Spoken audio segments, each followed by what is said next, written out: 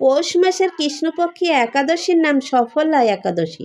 এই ব্রত পালনে সকল প্রকার সাফল্য লাভ করা যায় এবং সমস্ত পাপ থেকে মুক্তি পাওয়া যায়। সকল ব্রতের মধ্যে এই সফলা একাদশী ব্রত সর্বশ্রেষ্ঠ। ভগবান শ্রীকৃষ্ণ বলেছেন, যারা এই ব্রত পালন করে তারা আমার অত্যন্ত প্রিয়। হাজার হাজার বৎসর তপস্যায় যে ফল লাভ হয় না, এই একটিমাত্র সফলা একাদশী ব্রত পালনে সেই ফল অনায়াসে লাভ করা যায়। এই ব্রত পাঠ বা শ্রবণ মাত্রই অশ্বমেধ যজ্ঞের ফল লাভ করা যায়। এই সফলা একাদশী ব্রত পালন করতে হবে বৈষ্ণব পঞ্জিকা অনুসারে 16ই ডিসেম্বর, 30শে অগ্রহায়ণ মঙ্গলবার, আর পালন করতে হবে 17ই ডিসেম্বর বুধবার সকাল 6টা 34 থেকে 10টা 7 মধ্যে।